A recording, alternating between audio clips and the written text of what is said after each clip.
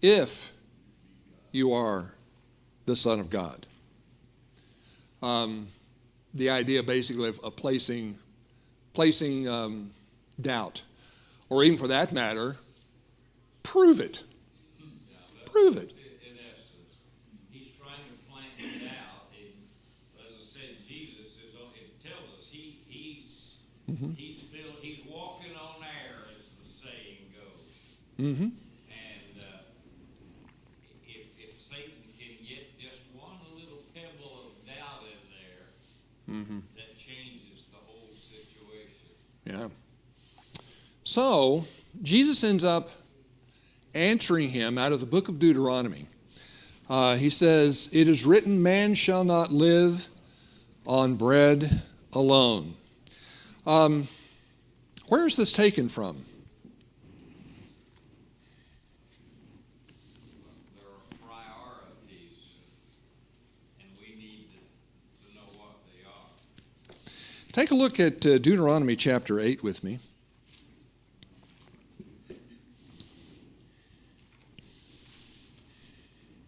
And we'll start reading in verse 1, but where we're going is verse 3. Well, yeah, we're going to verse 3, but I may actually read down through about verse 5 or so. I just kind of like this section. It's really cool. This is Moses. He's saying, "All the commands that I am commanding you today, you shall be careful to do, that you may live and multiply, and go in and possess the land which the Lord swore to give to your forefathers. You shall remember all the way which the Lord your God has led you in the wilderness these 40 years, that he might humble you, testing you, to know what was in your heart, whether you would keep his commandments or not." Did they pass that particular test, by the way? Not so well. Anyway, verse 3, "He humbled you and let you be hungry, and fed you with manna, which you did not know, nor your fathers know, that he might make you understand that man does not live by bread alone, but man lives by everything that proceeds out of the mouth of the Lord. Your clothing did not wear out on you, nor did your foot swell these 40 years. Thus you are to know in your heart that the Lord your God was disciplining you just as a man disciplines his son." So, looking at verse 3, and the latter part of verse 3, he says, "He humbled you, let you be hungry, and fed you with manna, which you did not know." By the way, just as a piece of trivia, I think I've mentioned this back a number of months ago as we were going through a history of the Bible, of the Old Testament. Well, what does manna mean? What is this? That's what it means. What is this? Maybe we might have a shorter word for it. What's it? Or something. But in any case, yeah. They didn't know it's known what it is to this day, except that it's something that landed on the ground a little bit like frost, and you could gather it up and make bread out of it, and so on and so forth. But the point at least is that he said, I tested you, I let you be hungry, so that I could give you manna, so that you would know what again? Man should not live by bread alone. Yeah. And more specifically to the point here, what he's trying to get across is that I was trying to teach you. You were afraid that you were going to die in the wilderness of hunger. But I provided for you everything, including miraculous bread. That's what this stuff was miraculous bread. I provided this for you. So man, listen folks, you weren't alive 40 years in the wilderness because of bread. You were alive in the wilderness 40 years because I provided for you, because I said so. Because as long as my word says you're going to be living, you'll be living. I'll provide everything you need. That's why he goes on to say, take a look at your clothes. Got any holes? Your foot didn't even swell. But How did that happen? By the Lord's blessing, by the Lord doing something special for you. All right, taking that idea and now bringing it back over to what Jesus is saying, what's Jesus saying here?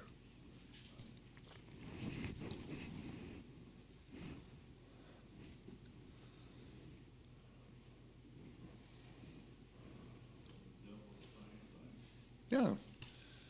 You know, I've been fasting 40 days. And I haven't died yet. And maybe I am hungry.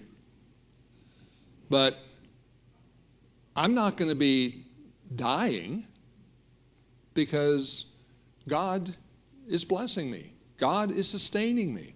God is providing for me. I don't need to do that. That's kind of what he's saying here. I don't need it. God is providing for me. Well, the wording it says here, I think is misleading. And it said when this had ended, he became hungry. Mm-hmm. It doesn't mention that all along he had some sustenance. Well, it says that he had been fasting for 40 days, right? When you fast, do you eat something? No, you do not. Well, it depends on the fast, I guess, but probably usually not. If you're a human, you're going to get hungry before that 40 days is over. You're not going to wait till it's over to get hungry. It says here he did. Mm-hmm. And what would that tell us? Well, it was misleading because I don't believe that. I don't believe he waited 40 days before he got hungry. I think he got hungry before then. Well, But this other reading would lead you to believe he did.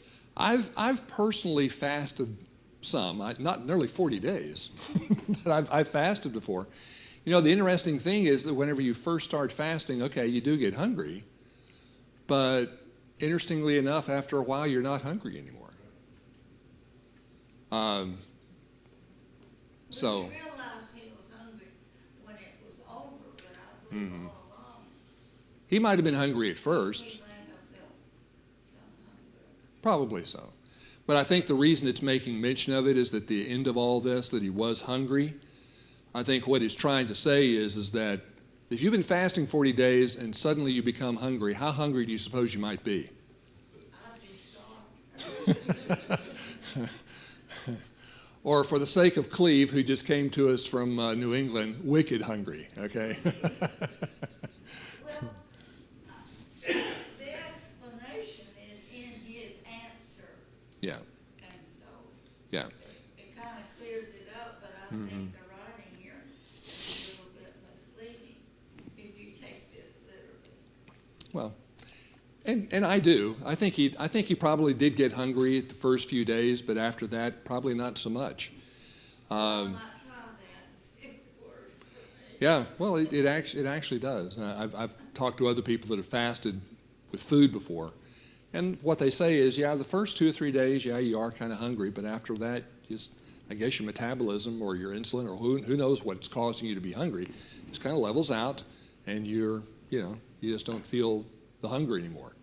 First couple of days, you're like, famished, but after that, maybe not so much. Anyway, Jesus is. Go ahead. I'm sorry. Mm-hmm. It didn't really have any significance to him in that state because he is who he is. So Yeah. with us as human beings, we would have ate because we'd been hungry right away. Sure. So we would have starved, so we would have went on to eat. But this was a purpose. Mm-hmm. Fulfilled. And by the way, there actually have been studies on people that are fasting, interestingly enough, when people go on hunger strikes and that kind of thing. And one of the interesting things is you can go to 40 days, but after 40 days, there's usually bad things start happening. Your Yeah. body would react. Well, your body starts eating its own organs is kind of what happens. Yes, sir. Actually just looked it up.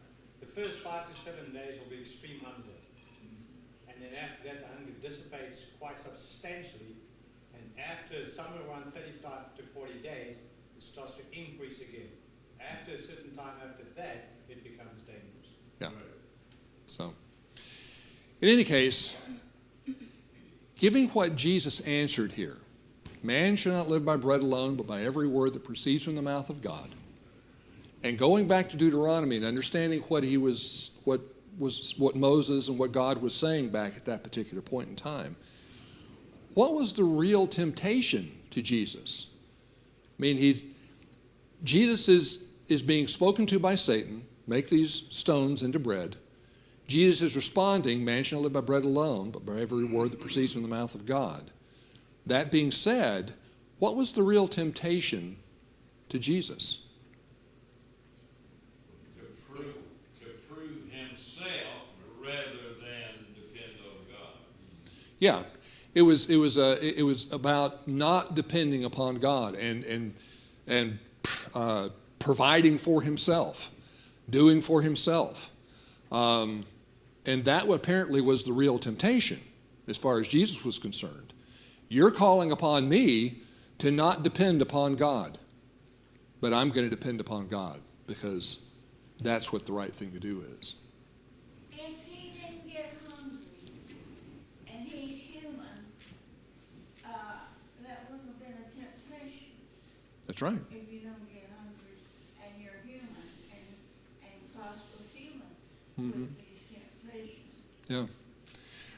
How does this end up having application to us, though? This temptation and Jesus' response to it.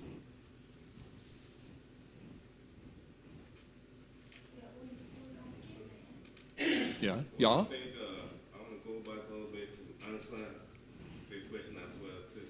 Uh-huh. I think if Jesus has to leave everything he had as being the whole universe to himself, comes down and then come back and give everything, it wouldn't make any sense for him to come down at all. Yeah. And then secondly, as Jesus left everything behind, forgo all that Satan wanted to give it to him, being funny. Why, if we are in him, why do we have to go for the earthly things instead of focusing on what Jesus focused on? Okay. We'll get to that in just a second. To your point here, Uh-huh. we're like those Israelites in the desert or wilderness. Not everything in this life is rosy, and we're provided 5-course meals every time we eat, or however you want it, whatever the example is. We do go through some tough times, times of trial. Mm-hmm. And that's, in this situation, that's God leading us and showing us that we do need to rely on him and that we'll get through it. Yeah. We can all look back on those tough times of our lives, and we did get through them. And, What's the temptation whenever we go through hard times like that?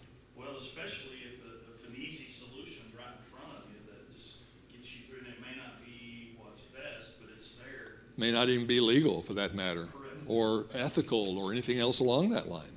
Temptation when you're in those weak moments is to just grab the easy fix. Cut corners. I need to eat. I need to pay my mortgage. I need to fill in the blank, whatever it is. And it's going to be important for us to be able to rely on the Lord instead of relying upon our own personal fixes, because our own personal fixes don't always work out so swell. Yes, sir. Proverbs talk about that 3:5. Don't lean to your own understanding. Lean on God. Sure. Continuously, because we fall into temptation. Right. So therefore, that's what he's trying to do. We're going to be tested as long as we're on this earth. Mm-hmm. So we have to depend on him for God. Right. Because if we try to lead our own footsteps, we would lead ourselves into destruction.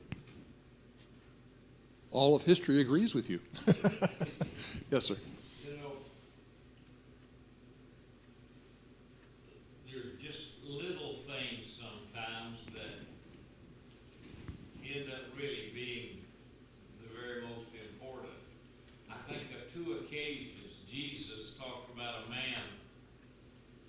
coming and to offer his sacrifice to God. Mhm. And then he remembers that there is a wall that's been built between him and his brother. Mhm. Now, he doesn't say, you go ahead and finish up, and then you go take, he says, no, you stop right where you are. Lay your gift right there by the altar, and you go get reconciled to your brother, then you come back. Mhm. I think of Saul when he saved the fatted calf of the Amalekites. Yeah. And then he tries to offer the excuse to Samuel, well, we offered the best to sacrifice to God. Mhm. And he offered him a real simple but profound principle, which is the best? Which do you think God wants first? Does he want sacrifice, or does he want obedience? Then he says, behold, to obey is better than sacrifice. Right. Exactly so. So, the second temptation. What is- That first temptation, just at the end. Sure. 2 Corinthians 3:5. Not that we are sufficient in ourselves to claim anything as coming from us, but our sufficiency is from God. The temptation is the same. We look to ourselves instead of to God. Exactly. Yeah. Good scripture. Good point. The second wilderness temptation ends up being Satan showing him, the scripture says in verse 5, in a moment of time, all the kingdoms of the world. You can imagine what that would be like. I will give you all this domain and its glory, for it has been handed over to me, and I give it to whomever I wish. Would there have been a temptation to Jesus with regard to this? Now, we know that he didn't fall prey to it, but would there be a temptation in this? To us it would, for sure. What was the main misunderstanding that the Jews had with regard to the Messiah? That Jesus was going to come back and rule on earth. In a physical way. And not just rule over Israel, but to dominate all the Gentiles, dominate all of the nations. That's what the expectation was going to be. Putting that expectation together with this particular temptation, could that have been a temptation? Whew, boy, this is a shortcut. I can be a Messiah and think of all the good I could do, being the guy who's in charge of everything. But Jesus says no. Why? What was the price? You have to give up the top priority, and that's serving God. That's right. And you had to worship Satan. That was the price. I'll give you all this stuff if only you will bow down to me. Well, Jesus, of course, ends up once again quoting the book of Deuteronomy, this time chapter 6 and verse 13. Turn over there with me, if you will.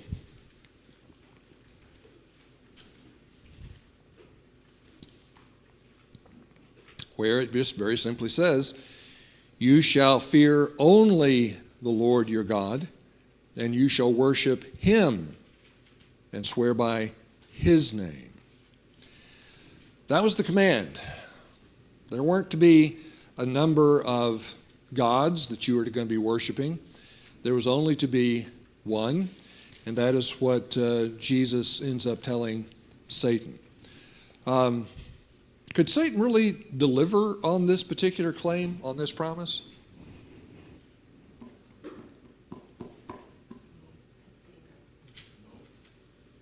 The answer is kind of yes and no. Could he on a temporary basis? On earth. Could he in the long term? Not at all. Not at all. The whole premise, what Satan, I think, was trying to accomplish, he succeeded with Adam and Eve, Mm-hmm. and he was trying to get Jesus to shortcut Jesus' goal Yeah. for the sacrifice.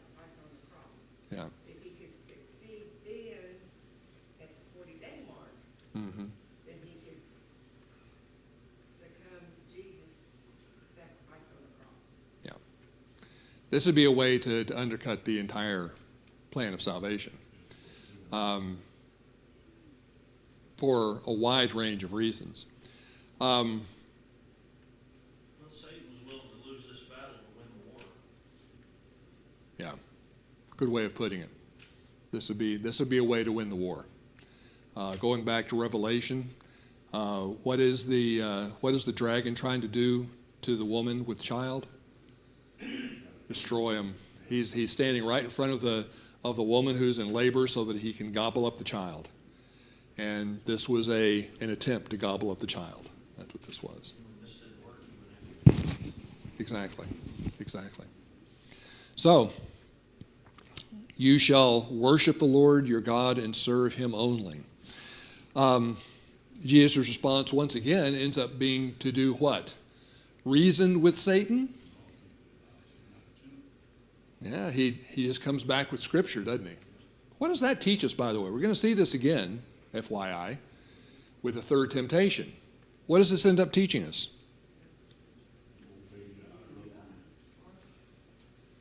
Yeah. Or that maybe temptations can oftentimes be thwarted, or to use a swordsman sort of a thing, can be parried, right, with Scripture. That we can potentially do that by reading Scripture and knowing it. So then how important does reading Scripture become? Super important. This just comes after years of ministry, but one observation of ministry, just watching people over a long period of time, is a lot of times people end up falling into temptation. You know why? They don't know any better. Sometimes they just simply don't know. And when you end up, I think I may have told the story before, but there was a lady in the church in Manchester, this was a number of years ago, who learned the gospel, and so I was doing follow-up teaching with her and that kind of thing. And she, we were going through, the list of that talk about these are sins. There are sin lists, especially in the New Testament. Don't do this, don't do that.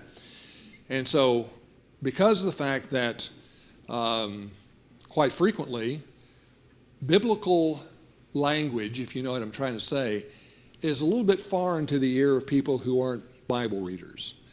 And so we ran across fornication. And I said, so what does fornication mean? And she said, I don't know. So I said, okay, well, let's take a look at what Scripture has to say. And so we talked about all the things that Scripture had to say with regard to fornication. And she said, oh, so I guess I shouldn't be sleeping with my boyfriend? I said, well, yeah. That caused a little bit of a kerfluffle in her personal life, but the point at least is that here she was, and she actually tried to justify it. Well, I won't say justify it, but she asked the question, because she was really a very sincere person. She said, but we love each other. Isn't that okay if we love each other?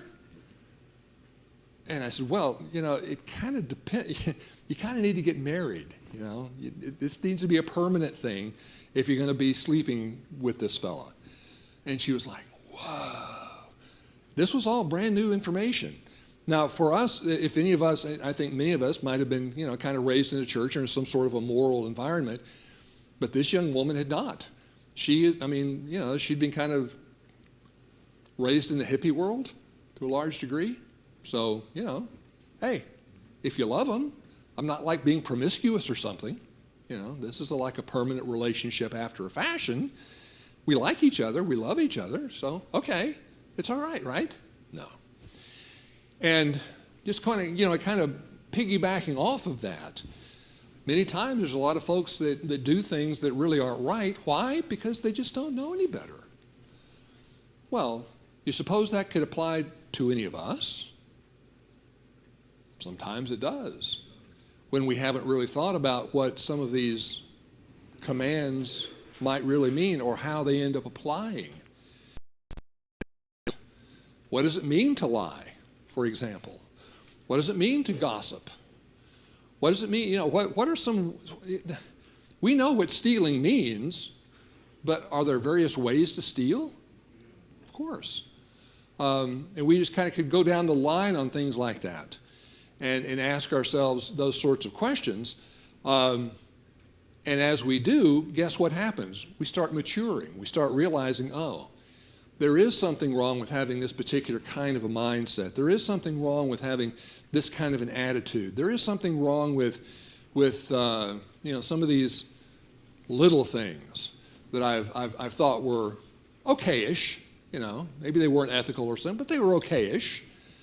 And we end up, therefore, finding ourselves better armed to not disobey God. But it's only when we know what's being said. And that's why it is that Jesus, I think, is providing for us a wonderful example. Every time he gets tempted, bang, here comes the scripture. Get tempted again, bang, here comes the scripture. And I'm obeying God. That's what I'm doing. That's what his attitude was about things. You know, going into this next one too, and maybe I jump ahead here, but so yes, Jesus does respond to scriptures and the purpose to what. The devil's like, all right, you want some scripture? All right, I'll give you some scripture, but Jesus rightly divides the word. Mm-hmm. He's like, that's not what that means. Exactly. And you are getting just a wee bit ahead, but it's a very incredibly important point, especially as we're kind of running out of time here, that we do notice that even Satan sometimes quotes Scripture. What does that tell us?